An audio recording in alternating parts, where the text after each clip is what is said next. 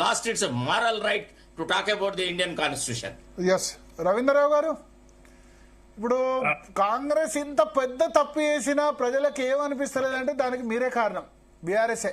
మీరు ఎందుకంటే మీరు కిటికీలు తెరిస్తే ఇక వాళ్ళు గేట్లు తెరిచారు, అంతే తేడా మీకు వాళ్ళకే. గుడ్ ఈవినింగ్ భరత్ గారు, మీకు జీటీవీ ప్రేక్షకులకి, ప్యానల్లో ఉన్న పెద్దలు శరత్ గారికి, సీతారాం నాయక్ గారికి, మా కత్తి వెంకటస్వామి అన్న గారికి నమస్కారాలు. నేనేం పెద్దగా సార్, నేను చిన్నవాడినే.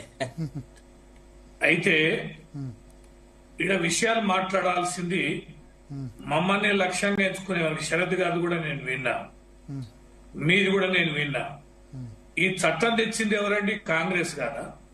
రాజీవ్ గాంధీ గారే కదా నిరోధక చట్టం తెచ్చింది. అవును. తర్వాత దీన్ని తిరిగి ఇది అంత సులభంగా ఆయారం గాయారం ఇష్యూతోటే కదా మొదలైంది.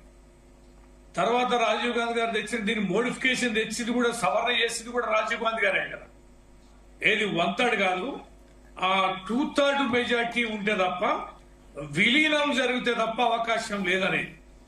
అంటే 1/3 నుంచి 2/3 చేసి ఆ 3 వంతుల్లో 2 వంతులు మీ పార్టీ మారుతున్నామని అంటే ఇంకొక పార్టీలో విలీనం కావచ్చు అనేది ఒక మార్గం, ఒక స్కోప్, అవకాశం కల్పించారు. చట్టం చేసిందే కాంగ్రెస్. ఈ చట్టాన్ని ఇవాళ తుంగలు దొక్కిందే ఈ కాంగ్రెస్. ఒకటి. రెండవది, ఊరికే మమ్మల్ని అనడం, గేట్లు తెరిచిండ్రు, కిటికీలు తెరిచిండ్రు, దర్వాజాలు తెరిచిండ్రని మాట్లాడుతున్నారు కదా. ఎన్నికల సమయంలో రేవంత్ రెడ్డి గారు ఏం మాట్లాడిందండి? ఆయన ఎన్నికల ఎజెండాలో ప్రధాన అస్త్రం ఏందండి? పార్టీ మారిన ఎమ్మెల్యేలను బండకేసి కొట్టండి. 12 మంది ఎమ్మెల్యేలు ఎప్పుడైతే పార్టీ మారారో ఆ నియోజకవర్గాలు తిరగడమే కాకుండా అనేక మీరు చేయకపోతే, మీరు ఒక సంవత్సరం 8 మంది ఎమ్మెల్యేలు కాంగ్రెస్ వాళ్ళని తీసుకున్నారు, టీడీపీ 12 మంది తీసుకున్నారు. సరే, అప్పుడు మీకు 63 సీట్లు ఉన్నాయి, చంద్రబాబు నాయుడు ప్రభుత్వాన్ని ఉలగొట్టాలని చూశాడు అనుకుందాం, ఓకే, యాక్సెప్టెడ్. సెకండ్ టర్మ్ లో 89 మంది ఎమ్మెల్యేలు వచ్చి ఎందుకు ఏం అవసరం పడ్డదని చేశారు? కేసీఆర్ చేసిన అతిపెద్ద తప్పుల్లో, అతిపెద్ద చారిత్రక తప్పిదాల్లో అదొకటి. నెవర్ అటువంటి పెద్ద మనిషి నుంచి, అటువంటి యుగ పురుషుడి నుంచి ఇదైతే యాక్సెప్ట్ చేయలేదు. ప్రజాస్వామ్యాన్ని తూట్లు పొడిచాడు కేసీఆర్. భరత్ గారు, నాడు జరిగింది విలీన ప్రక్రియ. ఇక విలీనం అంటే అందరూ ఒకటేసారి జాయిన్ అయినారా? అరే జైన్ అండి. 8 నెలల తర్వాత మొదటి వ్యక్తికి 10వ వ్యక్తికి ఎంత టైం పట్టిందో చూసుకోండి మీరు. 12వ వ్యక్తి గారు, భరత్ గారు, మీరు శరత్ గారికి సుదీర్ఘంగా 20 నిమిషాల పైన మాట్లాడారు. శరత్ గారికి 20 నిమిషాలు నోరు తెరవగానే, మీరు నోరు తెరవగానే నోట్లే నోరు పెడితే నా సబ్జెక్టు కంటిన్యూటీ ఉంటుంది. మీరు కోఆర్డినేషన్ చేయండి కానీ నా సబ్జెక్ట్ లో ఇంటర్ఫియర్ అయినాక విలీనం కరెక్టా? నన్ను వివరణ ఇచ్చుకోవాలి కదా. ఇప్పుడు వారు మాట్లాడారు శరత్ గారు, ఆయన 20 నిమిషాలు మాట్లాడలేదు, 10 నిమిషాలు 11 నిమిషాలు. ఎన్ని నిమిషాలు నా దగ్గర? నేను కూడా స్టార్ట్ అయింది. ఇప్పుడు చూడండి, నాకు 1 నిమిషం అయింది. మీరు 7:30కి స్టార్ట్ చేసిండ్రు. చెప్పండి సార్, చెప్పండి. 7:54 నిమిషాలు అయింది. నేను మాట్లాడాను, మొదలు నేను మాట్లాడాను. నేను అనేది మేము సార్, మీరు చెప్పండి సార్, మీరు చెప్పండి. ఓకే, చెప్పండి. కోఆర్డినేట్ చేయండి. నన్ను ఒక మాట చెప్పండి. ఆ సీక్వెన్స్ నేను మొదలు పెట్టగానే నా నోట్లో మీరు పెడుతుంటే నేను అనేది ఏంటి? ఎస్, నాడు విలీనమా, చట్టబద్ధమా, చట్ట విరుద్ధమా, బీఆర్ఎస్ చేస్తే మాలాగా సుప్రీంకోర్టులకు, హైకోర్టులో పోయి ఎందుకు కొట్లాలే? ఇదే రాజకీయ పార్టీలు కోర్టును ఎందుకు ఆశ్రయించలే? న్యాయస్థానాల్లో మా తప్పును ఎందుకు నిలువరించలే? నిజంగానే మీరు తప్పు చేస్తుంటే మేము కొట్లాడుతున్నాం కదా. మేము చేసినామని చెప్పని మేమేం ఊరుకోలేదు కదా. మీరు సుప్రీంకోర్టు, హైకోర్టులు తలుపు తట్టాం కదా. న్యాయస్థానాల్లో కొట్లాడితే కదా ఇవాళ ఈ స్పీకర్ ఈ ప్రాసెస్ మొదలు పెట్టింది. మేము కొట్లాడింది స్పీకర్ మొదలు పెట్టలేదు కదా. మేము సుప్రీంకోర్టును ఆశ్రయించి పెద్ద ఎత్తున న్యాయస్థానంగా, చట్టబద్ధంగా మేము కొట్లాడిన ప్రక్రియలో భాగంగానే ఇవాళ స్పీకర్ ఈ మాత్రం ప్రక్రియను ప్రారంభించారు. నేను అనేది ఏంటి? ఇదే కాంగ్రెస్ పార్టీ ఎన్నికల్లో ప్రజలను ఉద్దేశించి అనేక బహిరంగ సభల్లో ఇదే ముఖ్యమంత్రి పిసిసి అధ్యక్షుడిగా పార్టీ మారిన ఎమ్మెల్యేలని బండకేసి కొట్టండి, రాళ్లతో చంపండి, అసెంబ్లీ గేట్ కూడా దాటడానికి వీల్లేదని ఆయన ప్రజలకు చెప్పి ఏమన్నారు, ఈ పని మేము చేసినా కూడా మమ్మల్ని రాళ్లతో కొట్టండి అని అన్నాడు. మేము చేయంగాక చేయమని అన్నాడు. పాత రికార్డ్స్ ఉన్నాయి, వీడియో క్లిప్స్ ఉన్నాయి, అవి కూడా ఇప్పుడు అందుబాటులో ఉన్నాయి. మరి ఆయన మాట్లాడి ఇవాళ అబ్సల్యూట్ మెజారిటీ గెలిచినాక ఈ యొక్క పార్టీ మార్పుకి ఎందుకు శ్రీకారం చుట్టారు? ఇది సాధ్యం కాదని తెలుసు. 10 మందిని చేర్చుకోవడం ఫిరాయింపుల నిరోధక చట్టం వర్తిస్తుందని తెలుసు, వేటు పడుతుందని తెలుసు, రాజ్యాంగబద్ధ అంటే స్పీకర్ ని ఇష్టం వచ్చినట్టుగా వాడుకోవడానికి అవకాశం ఉంది కనుక ఈ ప్రక్రియకి తెగించారా? అంటే మీరు చేసిన చట్టానికి తూర్పు పడుస్తారా? మీరు ఎన్నికలు ఇచ్చిన హామీని మీరు తుంగలో దొక్కుతారా? ఇది ఏం సంస్కారం అని ఈ సందర్భం మాట్లాడుతున్నాం. ఇక స్పీకర్ గారి వ్యక్తిత్వానికి వస్తే ఇంతకుముందు మీరు అన్నట్టుగా ముఖ్యమంత్రి లేనిది ఈ ప్రభుత్వం ఆదేశాలు ఏంది ఆయన చేయడు. కానీ ఆయన కూడా ఒక ఘోరమైన తప్పు చేశాడు. మొన్న వికారాబాద్ లో ఆయన నియోజకవర్గంలో మా పార్టీ కౌన్సిలర్ ఏకగ్రీవంగా ఎన్నికైతే సర్టిఫికేట్ తీసుకొని బయటికి రాగానే ఆయన కండువ కప్పాడు. ఒక బాధ్యతాయుతమైన పదవిలో ఉన్నవాడు సరే మీరు అన్నట్టుగా ఒత్తిడి గురి అయి ఆయన పదవి కాంక్ష కోసం ఈ తప్పు చేసిండనంటే పీసీఆర్ దయచేసి మిగతా మ్యూట్ చేయండి. పీసీఆర్ మిగతా మ్యూట్ చేయండి. మిగతా వాళ్ళు ఎవరైనా పెట్టుకున్నా మ్యూట్ చేయండి, డిస్టర్బెన్స్ వస్తుంది. మిగతా ప్యానల్ మీరు మ్యూట్ చేయొచ్చు కదా పీసీఆర్ వాళ్ళు పెట్టుకున్నా. ఎస్ తక్కలపల్లి రవీంద్రరావు గారు. ఎస్ నేను అనేది భరత్ గారు, ఇది విషయం. కాంగ్రెస్ పార్టీ చట్టం తెచ్చిందని వాళ్ళే తుట్టుపడిచారు. ఇవాళ మేం చేసిన తప్పుని మీరు తప్పుగానే ప్రజలకు చెప్పారు. ఎన్నికల్లో మీరు ఈ అంశాన్ని ప్రధాన అంశంగా మీరు పెట్టారు, అనేక వేదికల మీద మాట్లాడారు, ప్రజలకు ఎష్యూరెన్స్ ఇచ్చారు. ఇట్లా పార్టీలు మారడం తప్పంటే మీ మాటను నమ్మి పార్టీ మారిన ఎమ్మెల్యేలను ప్రజలు ఓడించారు కదా, అసెంబ్లీ గేట్లకు దాటనివ్వలే కదా. మరి మీరు ప్రజలకు ఇచ్చిన మాటని ఏం మేరకు నిలబెట్టుకున్నారు? ఇప్పుడు బీఆర్ఎస్ కేసీఆర్ చేసిండు కాబట్టి మేం చేస్తాం అన్నప్పుడు మరి ఎన్నికలు ఎందుకు మాట్లాడినావు?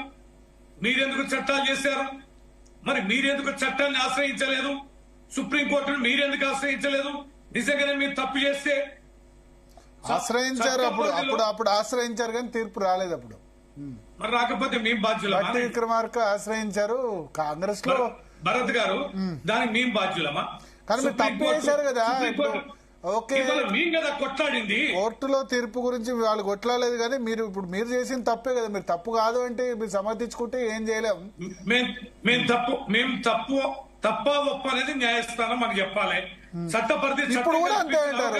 ఇప్పుడు దాన నాగేందర్ది కూడా న్యాయస్థానం చెప్పాలి అని అంటారు. మీరు స్పీకర్ చెప్పింది కాదు తప్ప ఒప్ప అని న్యాయస్థానం చెప్పాలని అంటారు. అంతే కదా. ఇప్పుడు మేము స్పీకర్ అప్పీల్ చేసుకున్నాం. ఆయన కాంగ్రెస్ గుర్తు మీద ఎంపీగా పోటీ చేశాడు. కడియం శ్రీహరి గారికి అనేకమైన సాక్ష్యాలు పెట్టాం. మిగతా ఎమ్మెల్యేలను కూడా సాక్ష్యాలు పెట్టాం. రేపు కోర్టులో ఏం తెలుస్తుంది? స్పీకర్ నిర్ణయం మీద రేపే ఉంది కదా. కనుక ఆయన ఆగమేఘాల మీద చేసిన ప్రక్రియ మీద ఏందనేది. కానీ ప్రజల్లో ఒక చర్చ. మీరు ప్రజల్లో ఎన్నికల్లో మీరు ప్రజాక్షేత్రంలో ఇచ్చినటువంటి హామీ మీద ఎందుకు చర్చ పెట్టారు? భరత్ గారు, రేవంత్ రెడ్డి గారు మాట్లాడలేదా? సభా వేదికల మీద మాట్లాడలేదా? నేను ఏమన్నాను వాళ్ళ పొద్దున చూడండి, ఈ ఇంటి కాకి ఆ ఇంటి మీద వాళ్తే కాల్ చేయాలి అని చెప్పాడు. వాళ్ళదో అని చెప్పాడు, ఉరి తీయాలని చెప్పాడు. చెప్పిండు కదా. మరి ఇప్పుడు మేము వాళ్ళని కాల్ చేయాలి కదా, వాళ్ళ రాళ్లతో కొట్టాలి కదా. అధికారంలో లేనప్పుడు ఒక విధంగా ఉన్నప్పుడు ఒక విధంగా మాట్లాడతారు రాజకీయ నాయకులు. అందుకనే ప్రజలు ఈ భాష మేము మాట్లాడలే. భరత్ గారు, మీ పార్టీలో చేర్చుకోమని గాని చట్టబద్ధంగా వ్యవహరించినమని మేము అంటున్నాం. మా భరత్ గారు, శరత్ గారు చట్టబద్ధంగా వ్యవహరించలేదు, మీరు కూడా దొంగలేనని మీరు అంటున్నారు. మీ దొంగలమైతే చట్టబద్ధంగా మాలాగా ఎందుకు కొట్లాడలేదు, ఎందుకు తప్పించుకొని తిరిగినరు, ఎందుకు మీరు వదిలేసిండ్రు అని మేము అంటున్నాం.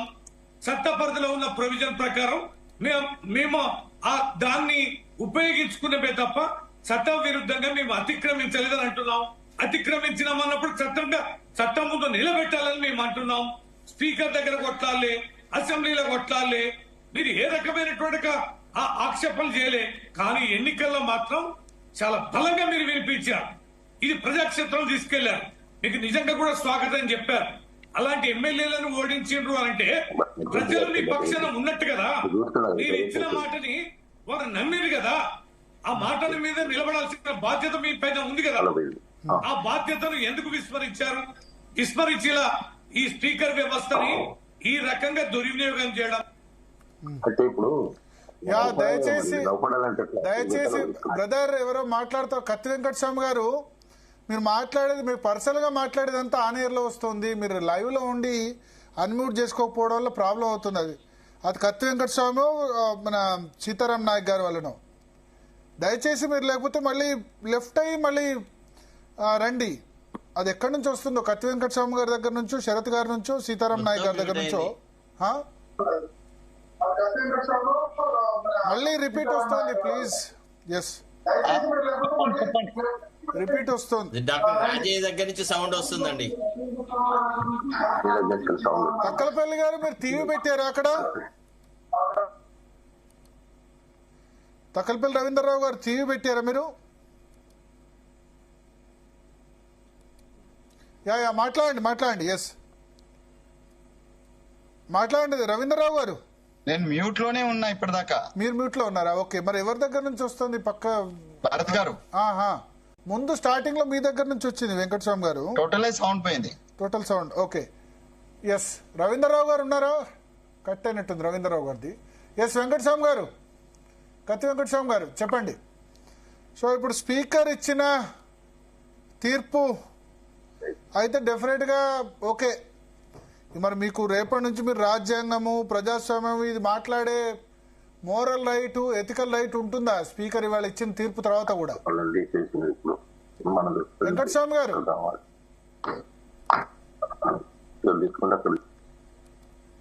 వెంకటస్వామి గారు వినబడట్లేదా వెంకటస్వామి గారికి? ఎస్, సీతారాం నాయక్ గారు. సీతారాం నాయక్ గారు మ్యూట్ లో ఉన్నారు సార్. సీతారాం నాయక్ గారు మ్యూట్ లో ఉన్నారా? ఒకసారి మ్యూట్ తీసేసేయండి సీతారాం నాయక్ గారిది.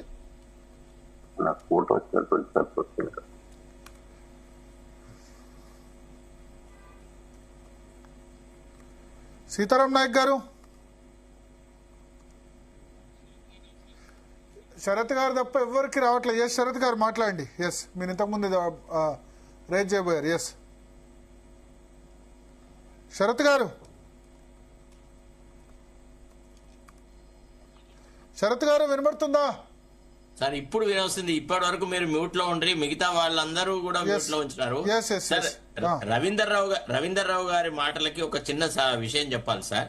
ఫస్ట్ ఆఫ్ ఆల్, ఈ పార్టీ ఫిరాయింపుల ప్రక్రియ మొదలెట్టినప్పుడు మొట్టమొదటిసారిగా రేవంత్ రెడ్డిని ఎంత 20 రోజులు కూడా కాలేదు, ఫస్ట్ బ్యాచ్ వచ్చినప్పుడు బాహాటంగా ముఖ్యమంత్రిని కలిసి వచ్చినాక సెక్రటరియట్ బయటనే ప్రెస్ కాన్ఫరెన్స్ లో చెప్పినాను, ముఖ్యమంత్రి చేస్తుంది చాలా దుర్మార్గము, పార్టీ అసలు ఇతనికి ఒక ఆలోచన లేదు, పద్ధతి లేదు, రాజ్యాంగం మీద ఈయనకు నమ్మకం లేదు, అడ్మినిస్ట్రేషన్ మీద ఈయన మెదడులో పెండ ఉన్నదని చెప్పిన వ్యక్తి నేను. First point. రెండోది, మేం బట్టలు ఇచ్చుకొని తిరుగుతాం, మీరు కంటు మూసుకోండి అన్నట్టుగా మాట్లాడుతున్నారు. ఏమండి, కేసీఆర్ కి రాజ్యాంగం తెలియదా? పరిపాలన తెలియదా? అనుభవం లేదా? కేంద్ర మంత్రిగా పనిచేసిన వ్యక్తి, ఆయనకు చీలిక అంటే ఏందో తెలియదా? మీరు కావాలని అవకాశవాద రాజకీయాలు చేసి ఒక దుర్మార్గపు పద్ధతిని సృష్టించి ఇవాళ అందరినీ అదే పద్ధతిని శరత్ గారు, మీరు జర్నలిస్ట్ లాగా మాట్లాడండి. మీకంటే ఎక్కువ మాట్లాడతా, చాలా పరుషంగా మాట్లాడతా, జాగ్రత్తగా మాట్లాడండి. ఏం మాట్లాడుతున్నావా?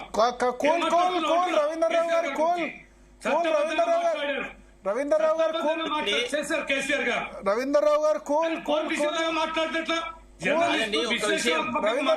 ఇప్పుడు విశ్లేషణాత్మకంగా మాట్లాడమానండి. రవీంద్రరావు గారు ఇప్పుడు ఇంకో విషయం,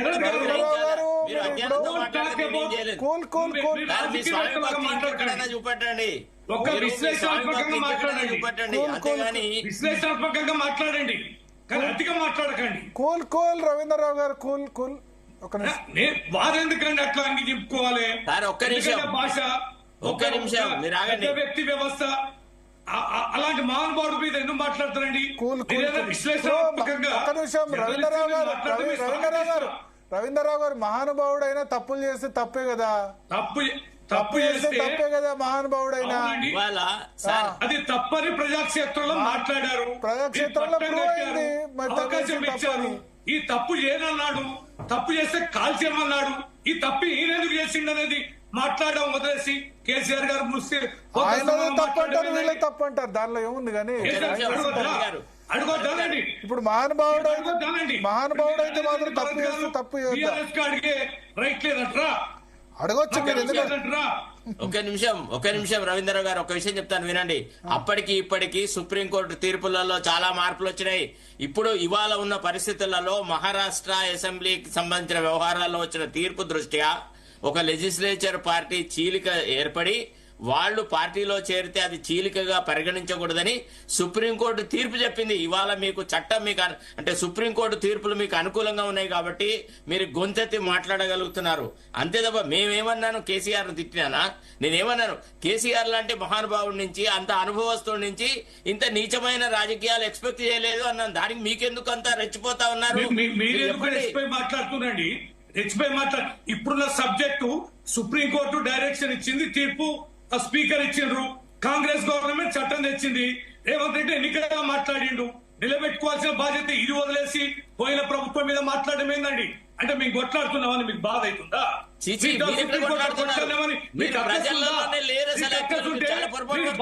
వీడియో రికార్డ్ చేసి పెట్టుకోండి.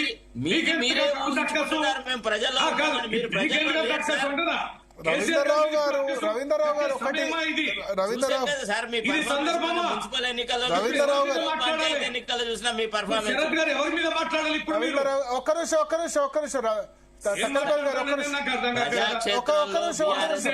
మీరిద్దరు మాట్లాడుతున్నారు. సీతారాం నాయక్ గారు మాట్లాడతారు. ఒక్క నిమిషం.